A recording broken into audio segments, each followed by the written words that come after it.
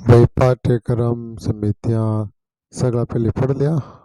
अब ठीक है, किताब ने शुरू कर लिया धीरे धीरे, क्योंकि किताबें मोटी है। तो मारवाड़ी में नता पढ़ी जला उन्हें, ये वास्ते मैं हिंदी में पढ़ूला। ठीक है, पहलो पाठ है, क्यों करे यूपीएससी सिविल सेवा परीक्षा की तैयारी। भाई के मान इस सवाल को जवाब मिल जाएगा अपन। पहले शायरी है, कुछ लोग वे जो वक्त के सांसों में ढल गए, कुछ लोग वे जो वक्त के सांसों में ढल गए, कुछ लोग वे जो वक्त के ढांचे बदल गए, कुछ लोग वे जो वक्त के ढांचे बदल गए। इसके बाद मैं अपनी शायरी पढ़ता हूँ। नाकामयाब लोग दुनिया के डर से अपना फैसला बदल देते, और कामयाब लोग अपने फैसले में पूरी दुनिया को ही बदल देते। चलिए शुरू करते हैं। किसी कवि की ये पंक्तियां दरअसल कुछ हद तक जीवन के उद्देश्य को प्रतिबिंबित करने की कोशिश करती है। सच तो ये है कि प्रत्येक व्यक्ति अपने जीवन में सार्थकता की तलाश करता है। उसकी कोशिश होती है कि वे अपनी अभिरुचि, प्रतिभा, रुचि और योग्यता के मुताबिक एक बेहतर और अनुकूल करियर अपनाकर उसमें अपना यथासंभव योगदान कर सके। ऐसा करियर जहां उसके अरमानों को उड़ान भी मिले और अपने काम में संतोष भी, जहां उसे यथासंभव पूर्णता और सार्थकता का एहसास भी मिले, और एक चाह भी होती है कि वह अपने व्यक्तित्व का विकास करते हुए कुछ नया और कुछ अच्छा कर सके। इंसान की ये बड़े सपने देखने की चाहत ही तो है जो उसे एक दिन उपलब्धि के सर्वोच्च शिखर पर ले जाती है। डॉक्टर कलाम ने यूं ही नहीं कहा, मतलब डॉक्टर कलाम हमारे देश के राष्ट्रपति missile man doctor APJ Abdul Kalam की बात की गई है।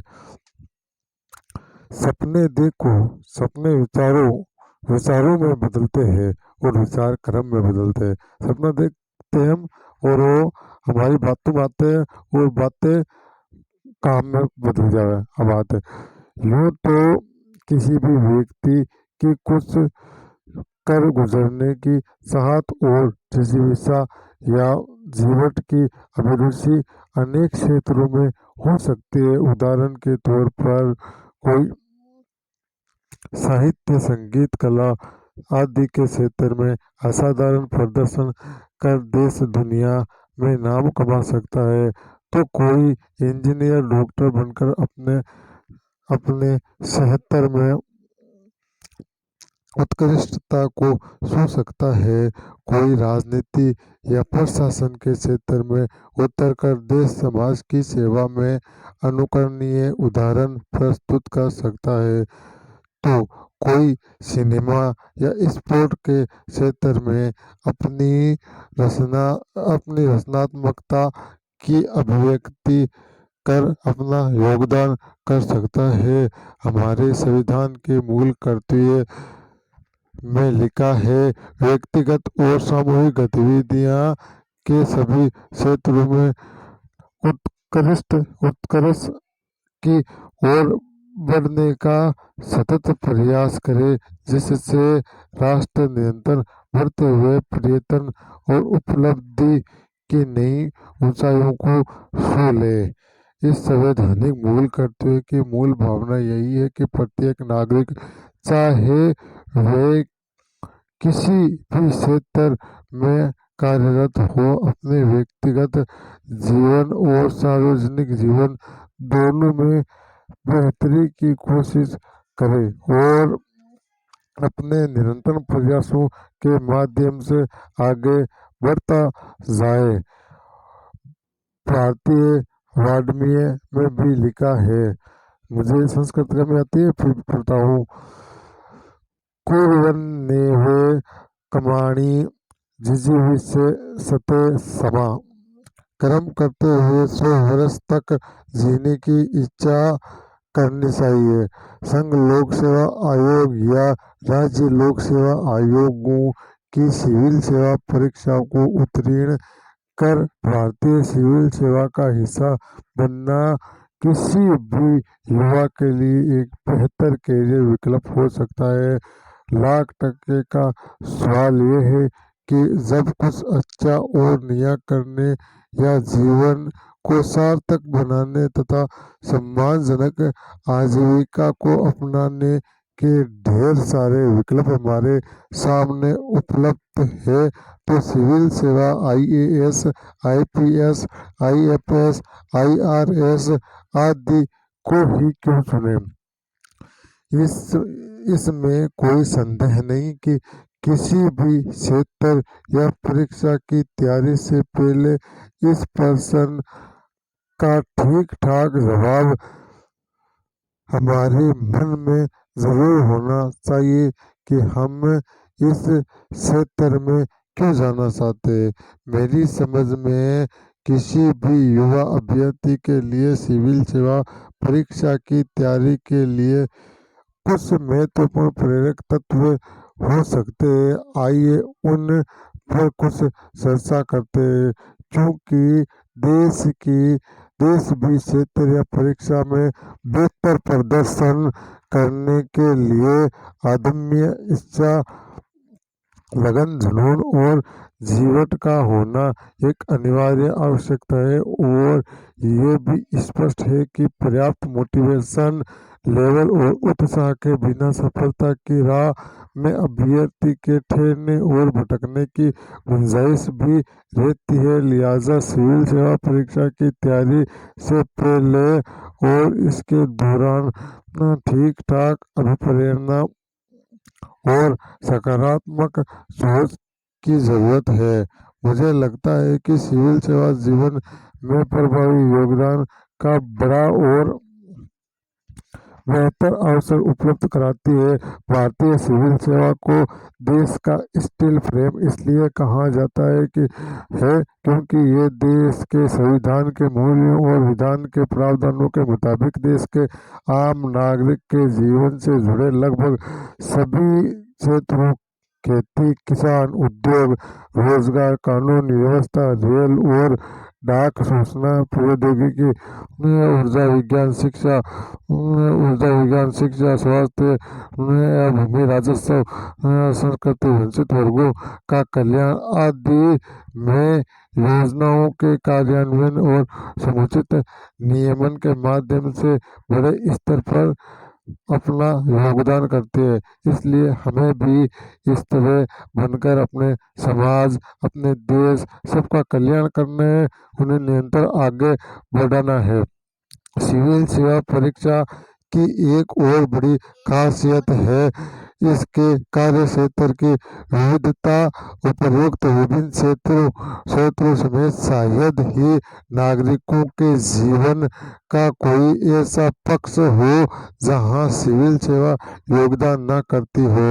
इन तमाम कार्य क्षेत्रों में बेहतर काम कर हम अपनी प्रतिभा व योग्यता का भरपूर उपयोग करते हुए देश व समाज के निर्माण में अपनी प्रभावी भूमिका निभा सकते हैं। सिविल सेवक बनने के पीछे बहुत महत्वपूर्ण प्रेरक तत्व है आत्म संतोष का भाव और अपने अस्तित्व की पूर्णता के करीब पहुंचने की अनुभूति। क्या आपने कभी उस सुख की कल्पना की है जब आप किसी गरीब व बेसहारा वृद्धा के जीवन में प्रभावी बदलाव लाकर उसकी रुकी हुई पेंशन दोबारा शुरू करवा सके?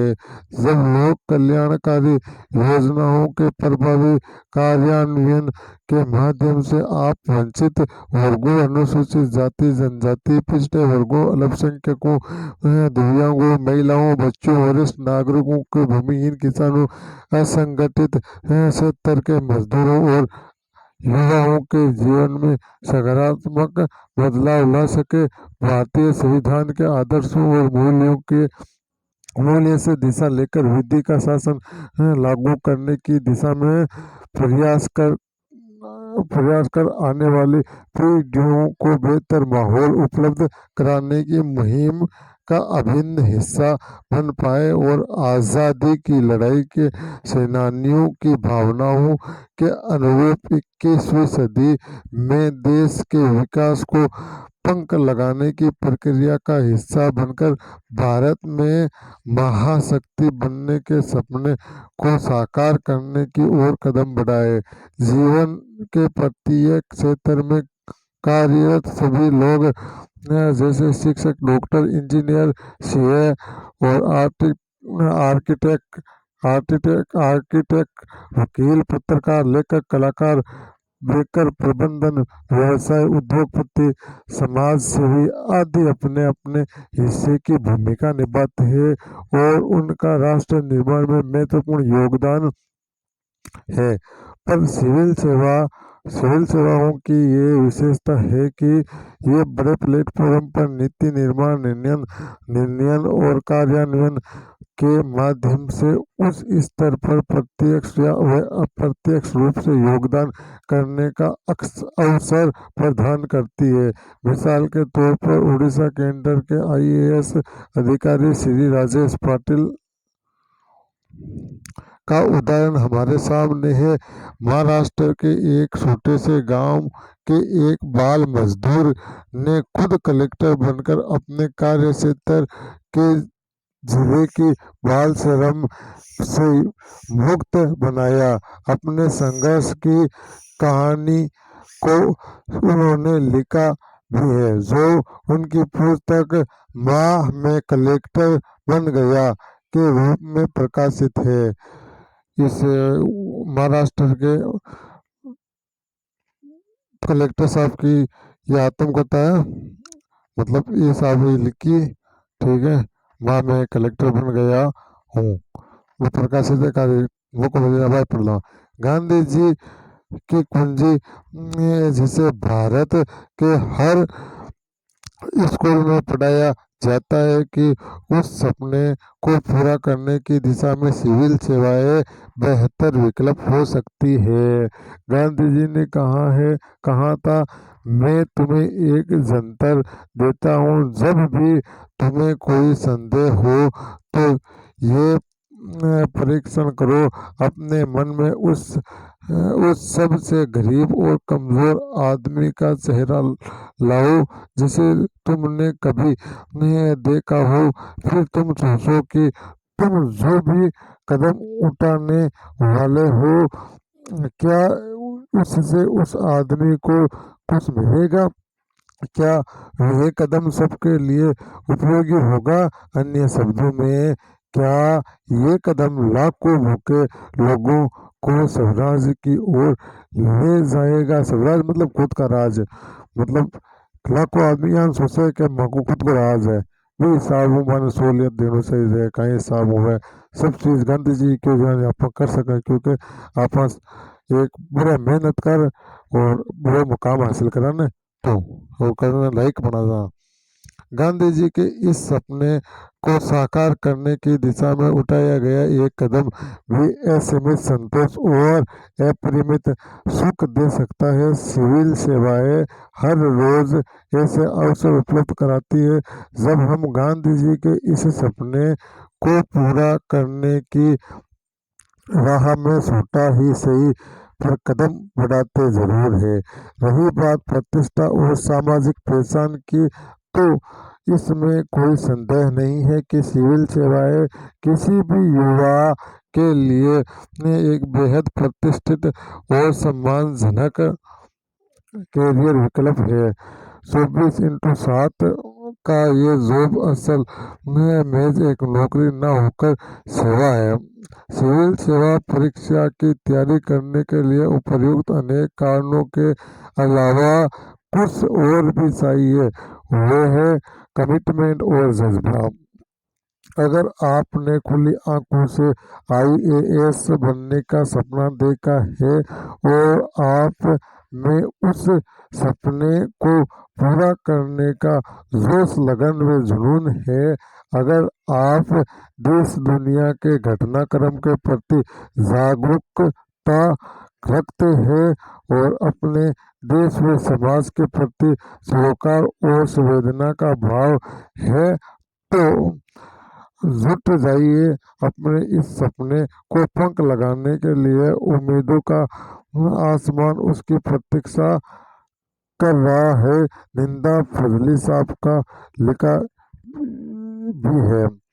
अपना गम लेके कहीं और न जाया जाए, घर में बिखरी हुई चीजों को सजाया जाए। घर से मस्जिद है बहुत दूर, चलो यूं कर ले। किसी रोते हुए बच्चे को हंसाया जाए। जय हिंद, जय शिक्षा क्रांति।